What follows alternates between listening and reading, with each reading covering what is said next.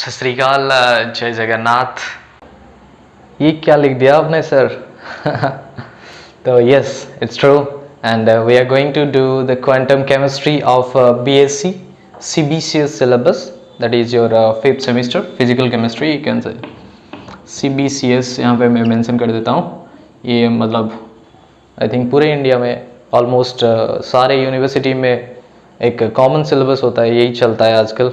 तो आप लोग एंजॉय कर सकते हैं क्वांटम केमिस्ट्री की फुल सीरीज़ एंड उसके बारे में थोड़ा बहुत हम लोग यहाँ पे डिस्कस करेंगे।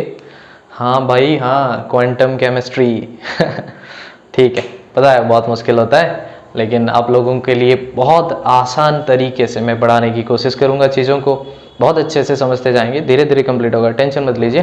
तो मैं आपको यहाँ पे टाइम वेस्ट ना करते हुए सिलेबस एक्सप्लेन करवाता हूँ पूरा, जो आपकी BSc फिफ्थ सेम में होगा। एक कोर पेपर होता है फिजिकल केमिस्ट्री का, कोर पेपर होता है केमिस्ट्री का, उस पे ही होगा ये शायद I think it's the first unit. Second में आपका केमिकल बॉन्डिंग है एंड तीसरा और चौथा यूनिट जो है वो मॉलिक्यूलर स्पेक्ट्रोस्कोपी का है। वो सारी चीज़ें भी मैं करवाऊंगा and this is the first unit of physical chemistry core paper BSc and fifth sem. Okay, check कर लो एक बार, फिर आगे देख रहा, नहीं तो टाइम वेस्ट हो जाएगा। ठीक है, तो on your screen the syllabus. So hey guys, and this is the syllabus for your quantum chemistry, and the first point we have here is postulates of quantum mechanics। तो हम लोग quantum mechanics के कुछ postulates discuss करेंगे पहले, फिर उसके बाद हम ऑपरेटर्स लाइक ऐसे कुछ टेक्निकल टर्म्स हैं, जैसे ऑपरेटर्स हो गया, एक फंक्शन हो गया, इन सारी चीज़ों के बारे में हमें थोड़ा बहुत जानकारी चाहिए आगे वाली चीज़ों को समझने के लिए। मतलब जो चीज़ें हम आगे पढ़ने वाले हैं उसकी अच्छी अंडरस्टैंडिंग के लिए हम कुछ फंडामेंटल चीज़ें उसकी कॉन्सेप्ट को गेन करने के बाद हम ये सब चीज़ें समझ सकते हैं, राइट।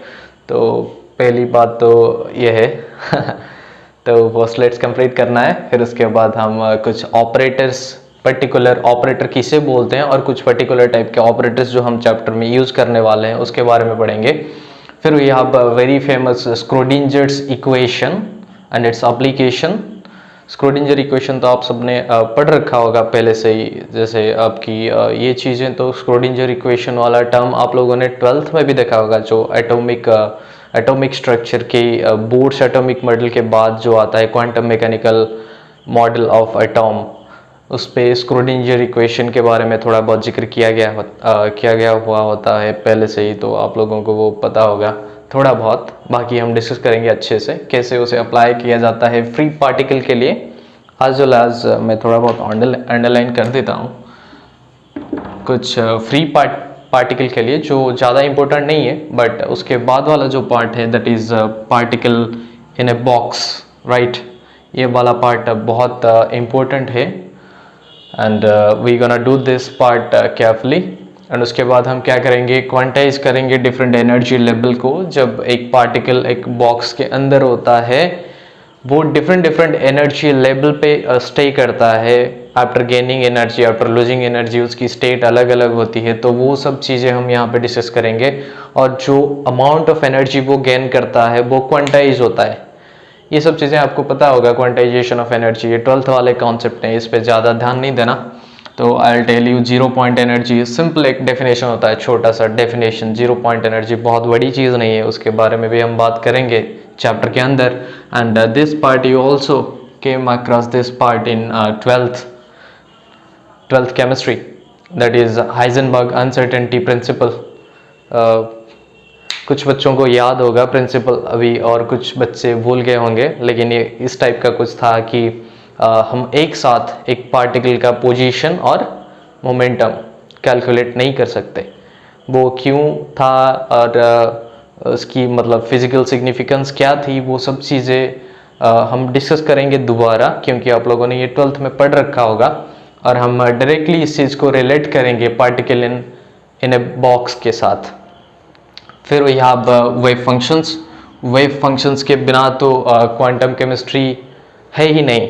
ओके, कोई भी चीज़ की मोशन या कोई भी चीज़ की कोई भी प्रॉपर्टी या कोई भी वैल्यू जो भी हम कैलकुलेट करते हैं उसके रिलेटेड, काइनेटिक एनर्जी हो गया, उसकी पोटेंशियल एनर्जी होगी, टोटल एनर्जी होगी, मोमेंटम हो गया, वो सब चीज़ें हम वेव फंक्शन से ही डिराइव कर पाएंगे। Then we have probability distribution function. ये इनमें से कुछ मतलब ऐसे टर्म्स होंगे जो आप लोगों को कम्प्लीटली न्यू लग रहे होंगे या मतलब लॉजिकल नहीं लग रहे होंगे, लेकिन जब हम पढ़ेंगे पूरा चैप्टर धीरे धीरे कंप्लीट करते करते जाएंगे, आपको ये सब चीज़ें बहुत फैमिलियर लगना शुरू हो जाएगा। और जैसे कि आपको पता है कि इससे पहले क्वांटम केमिस्ट्री का ज़्यादा जिक्र नहीं किया गया है साइंस पे। आप लोगों ने जितनी साइंस पढ़ी है पहले, वहाँ पे सारी जगहों पे क्लासिकल मैकेनिक्स यूज़ होता है। क्लासिकल मैकेनिक्स जैसे मैंने पहले बता रखा है, जो चीज़ें आप लोग देखते हो that is related to Newtonian motion, right. And if we are coming to quantum and ये सब चीज़ें आप लोगों ने कभी देखा नहीं होगा रियल लाइफ में। लाइट आपकी एक इलेक्ट्रॉन को आप मोशन करते हुए आप लोगों ने कभी देखा नहीं होगा, तो इसलिए इमेजिन करना थोड़ा मुश्किल हो जाता है, लेकिन ये सच है और इसमें एरर कम है आज compare to your classical mechanics, right.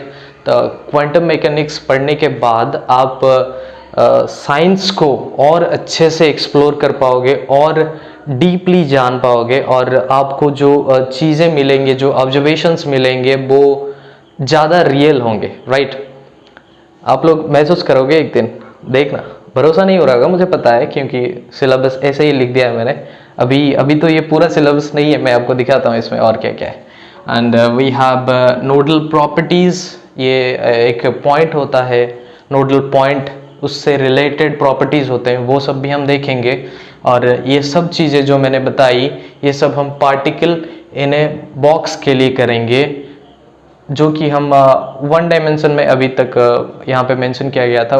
यहाँ तक हमने वन डायमेंशन में ये सारी चीज़ें स्टडी की होंगी। उसके बाद हम लोग इन सारे चीज़ों को एक्सटेंड करेंगे इन 2D and 3D box also.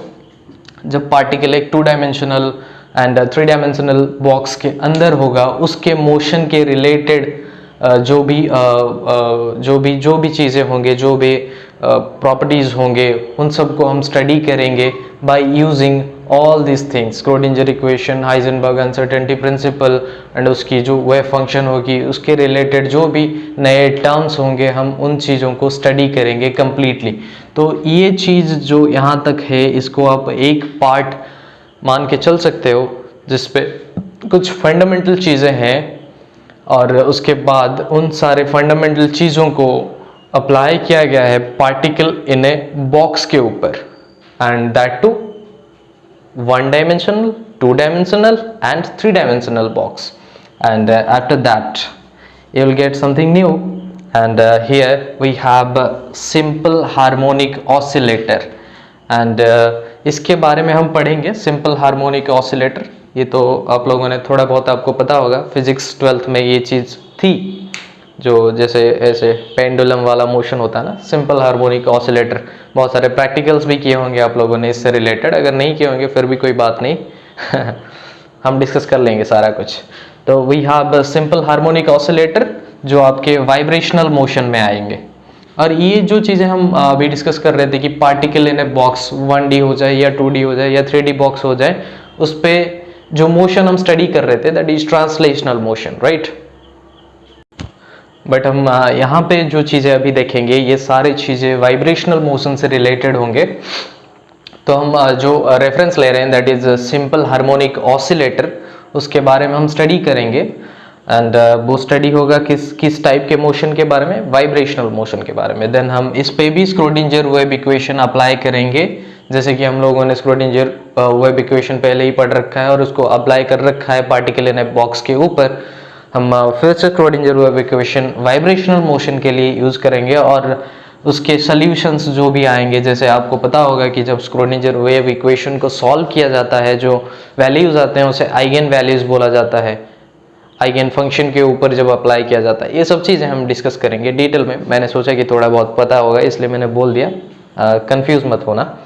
तो हम स्क्रोडिंजर वेव इक्वेशन को यहाँ पे भी अप्लाई करेंगे, और उस इक्वेशन की जो सॉल्यूशन आएगी, उससे जो वेव फंक्शन और जो आइगन वैल्यूज आएंगे, उसके बारे में हम थोड़ा बहुत स्टडी करेंगे। Then we have vibrational energy of diatomic molecules, right? ये वाला पार्ट आप लोगों की मतलब बीएससी के लिए बहुत ज़रूरी है, क्योंकि आपको डिस्क्रिप्टिव टाइप क्वेश्चंस आ जाते हैं एग्जामिनेशंस में, जो आपके सेमेस्टर एग्जामिनेशंस होते हैं उस पर डिस्क्रिप्टिव टाइप क्वेश्चंस में ये चीज़ें बहुत फ्रीक्वेंटली देखी जाती है, right? Vibrational energy of diatomic molecules में कुछ मॉलिक्यूल्स लेके, पर्टिकुलरली कुछ मॉलिक्यूल्स डाईएटॉमिक मॉलिक्यूल्स लेके आज एग्जाम्पल आपको ये सॉल्व करके दिखाऊंगा एंड पक्का समझ में आ जाएगा सब, टेंशन मत लियो। फिर यहाँ पे भी हम 0 पॉइंट एनर्जी देखेंगे, जैसे वहाँ पे हमने पार्टिकल इन ए बॉक्स पे ये किया था 0 point energy, right? Then we have a term, यहाँ तक तो हमने वाइब्रेशनल मोशन देखा, और उससे रिलेटेड एक टर्म हम पढ़ेंगे जो सेम वेटेज रखता है, इसके बराबर वेटेज रखता है, इसकी भी इम्पोर्टेंस उतनी ही है, दैट इज एंगुलर मोमेंटम। ठीक है, ये एक्चुअली एक ऑपरेटर है। जब हम mechanical operators, quantum mechanical operators discuss करेंगे उस टाइम मैं आपको बता दूंगा इसके बारे में थोड़ा बहुत, और सीक्वेंस तो थोड़ा इधर उधर होगा, मतलब यहाँ जैसे लिखा है उस सीक्वेंस में मैं नहीं पढ़ाऊंगा, लेकिन ये गारंटी है कि सारे जो टॉपिक्स मैं बता रहा हूँ वो सारे टॉपिक में इंक्लूड करूँगा अपने लेक्चर में। ठीक है, फिर भी अगर कुछ छूट जाए तो आपके पास तो है सजेशन बॉक्स, या कमेंट कर दो। ठीक है, so we have angular momentum, और वहाँ पे हम एक कम्यूटेशन रूल है वहाँ पे अप्लाई करेंगे। एक्चुअली ये जो कम्यूटेशन है इसको कम्यूटेटर बोलते हैं, और ये एक ऑपरेटर होता है, राइट?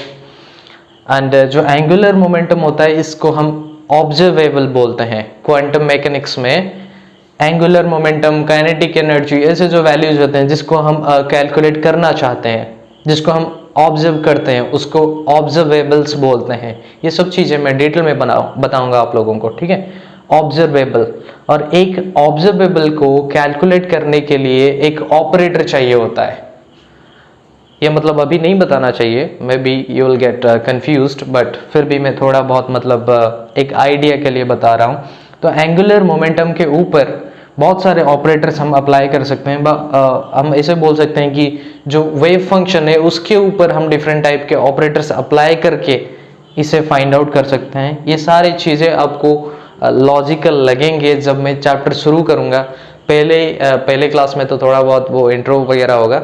आप मान लो कि 3rd या 4th लेक्चर तक ये जो बात मैं अभी कर रहा हूँ इसके साथ आप मतलब लॉजिकली एक्वेंटेड हो चुके होंगे, right? Observable and that is your operator, इन दो टर्म्स के साथ बहुत बेसिक टर्म है वो। ठीक है, then we have commutation rules, then we have quantization of square of total angular momentum. ये जो एंगुलर मोमेंटम होता है वहाँ पे हम टोटल एंगुलर मोमेंटम कैलकुलेट करेंगे, मतलब तीनों एक्सिस में, along x axis, y axis, z axis.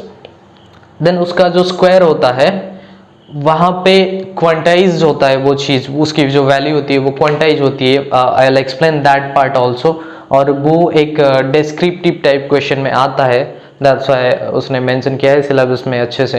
Then we have z component, ये भी बहुत इंटरेस्टिंग चीज़ है, और इसके बारे में मैं बताऊंगा जब मैं एंगुलर मोमेंटम आपको पढ़ाऊंगा, और ये 3रे या 4थे लेक्चर में आ जाएगा, क्योंकि हम mechanical operators, web mechanical operator के साथ ही पढ़ेंगे ये चीज़ें, राइट? उसके बाद हम ये वाला पार्ट स्टार्ट करेंगे।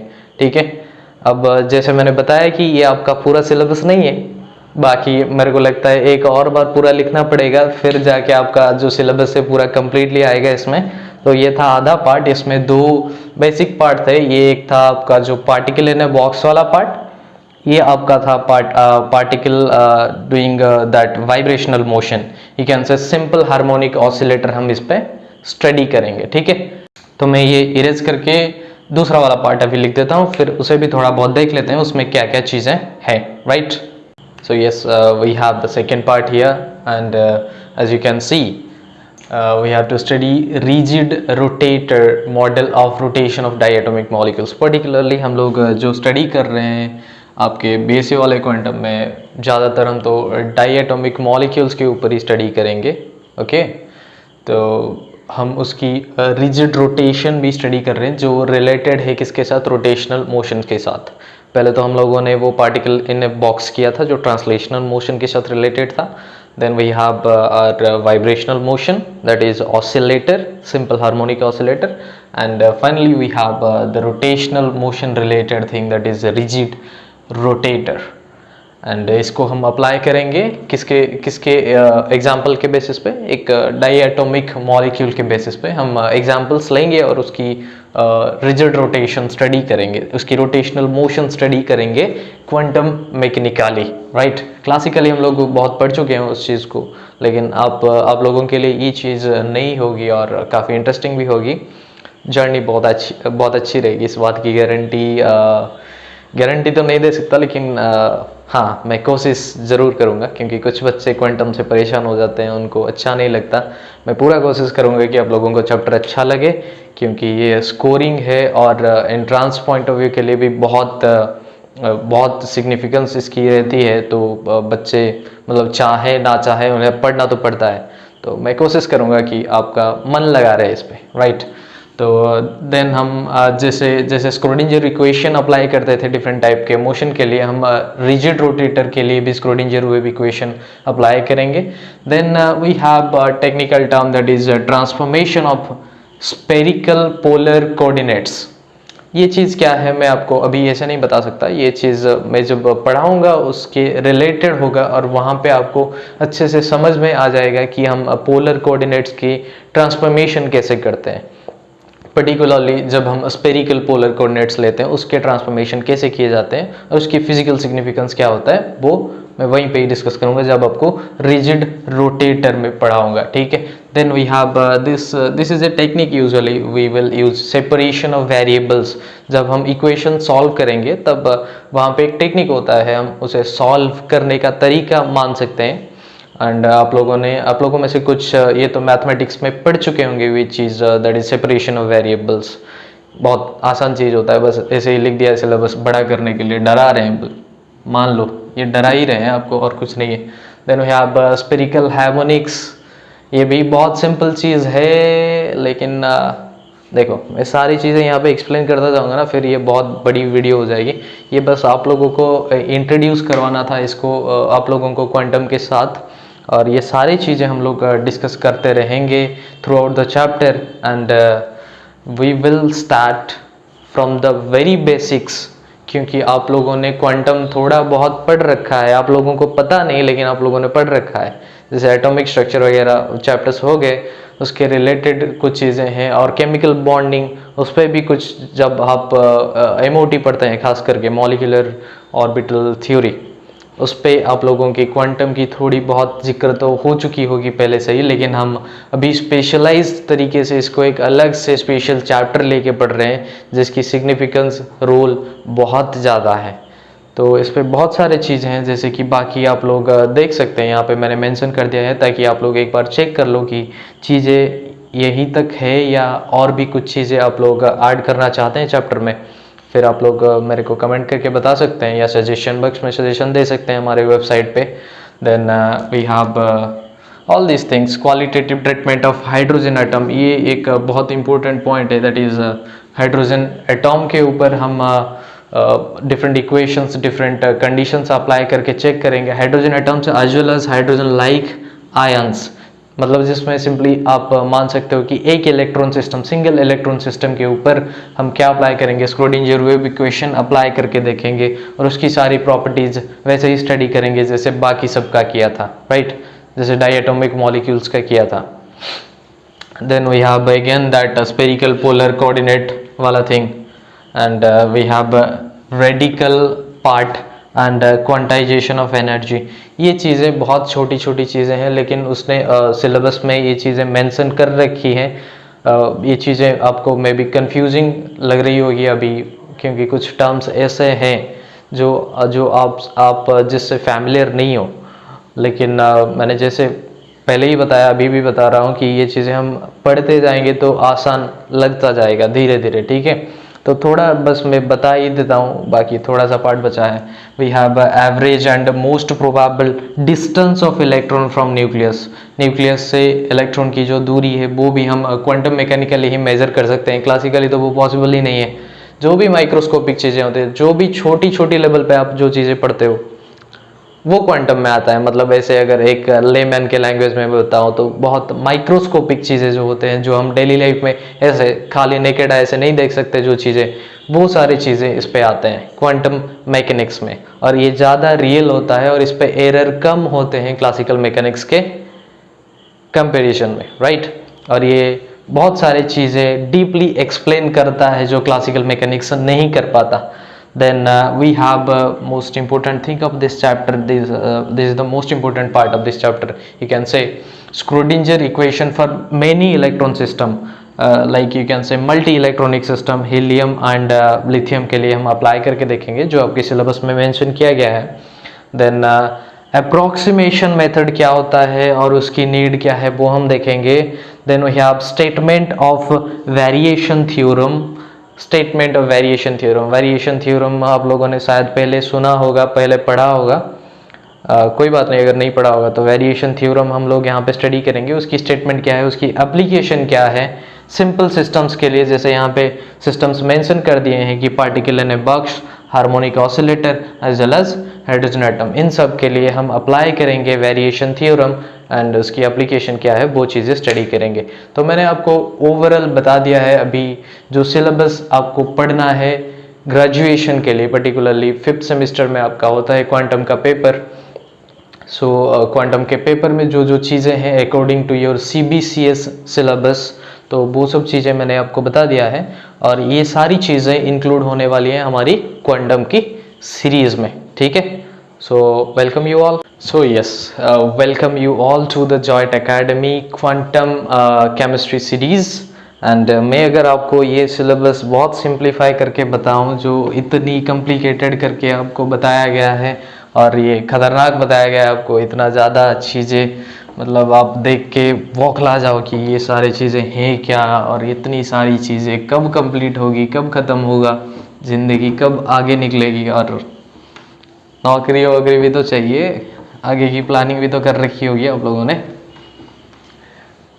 छोड़ो वो सब आपकी मतलब पर्सनल लाइफ के बारे में, वो बाद में बात करेंगे उसके बारे में। तो ओवरऑल अगर मैं बताऊं आपको हम पढ़ने क्या वाले हैं, तो we will do the basics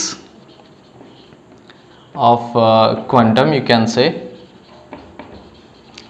तो क्वांटम के जो बेसिक चीज़ें हैं, जैसे कि डिफरेंट टर्म्स हैं जिससे आप वाकिफ नहीं हो, मतलब फैमिलियर नहीं हो, क्योंकि क्वांटम की स्टडी आपने स्पेशली कभी नहीं की होगी क्वांटम केमिस्ट्री की, वो सब चीज़ें पहले हम पढ़ेंगे।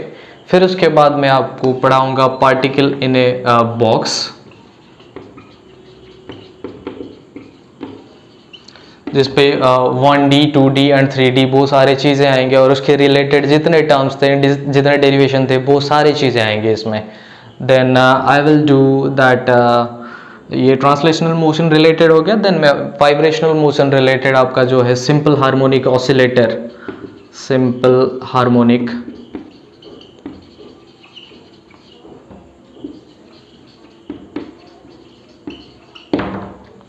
ये बढ़िया आवाज़ आता है ना जब लिखते हैं, ओके ओके। तो फिर हम सिंपल हार्मोनिक ऑसिलेटर करने वाले हैं। एंड जो आपका एक रोटेशन रिलेटेड होगा, रोटेशनल मोशन रिलेटेड होगा, that is your rigid rotator,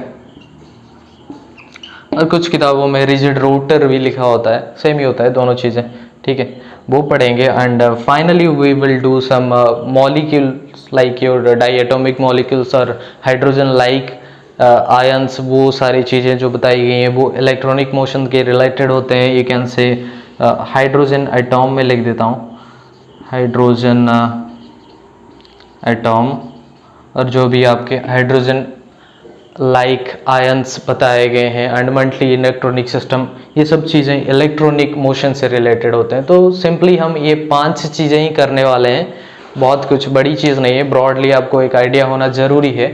this is your basics, जो फंडामेंटल्स हैं क्वांटम केमिस्ट्री के। Then we will go for particle in a box, उस पर श्रोडिंगर वेव इक्वेशन अप्लाई करेंगे, उसके सॉल्यूशंस डिस्कस करेंगे। सिमिलरली वही चीज़ हम करेंगे किसके लिए, सिंपल हार्मोनिक ऑसिलेटर के लिए, रिजिड रोटेटर के लिए, देन हाइड्रोजन लाइक एटॉम्स के लिए। और हाइड्रोजन लाइक आयंस के लिए जो भी हैं। तो ये जो चीज़ है पहली वाली, ये ट्रांसलेशनल मोशन से रिलेटेड है, दूसरी चीज़ वाइब्रेशनल मोशन से रिलेटेड है, तीसरी रोटेशनल और चौथी इलेक्ट्रॉनिक। यू कैन से this is translational and this is vibrational, rotational, and the final one is electronic motions। तो डिफरेंट टाइप के मोशंस को हम स्टडी करने वाले हैं क्वांटम केमिस्ट्री में। बहुत अलग होगा क्लासिकल साइंस से, क्लासिकल फिजिक्स में जो मोशंस दिखाते हैं दैट इज न्यूटनियन मोशन, उससे ये बहुत अलग होगी और बहुत रियलिस्टिक होगी, लेकिन इमेजिन करना मुश्किल होगा क्योंकि हमने कभी देखा नहीं है ना एक इलेक्ट्रॉन को ऐसे आते जाते हुए। एक क्रिकेट बॉल को आपने देखा है थ्रो करते हुए, एक रॉकेट को जाते हुए देखा है, एक बस, ट्रेन, कार, ये सब चीज़ें आपने देखी है, राइट। तो आप उन चीज़ों को रिलेट कर सकते हो मोशन के साथ। लेकिन जब मैं एक हाइड्रोजन की बात कर रहा हूँ, एक आयन की बात कर रहा हूँ, एक इलेक्ट्रॉन की बात कर रहा हूँ, तब उनकी मोशंस इमेजिन करना थोड़ा मुश्किल हो जाता है। लेकिन अगर हम अच्छे से कॉन्सेप्ट को समझते हुए जाएंगे तो आराम से चैप्टर कंप्लीट हो जाएगा, थोड़ा बहुत इमेजिन भी कर पाएंगे, कोई बड़ी मुश्किल बात नहीं है।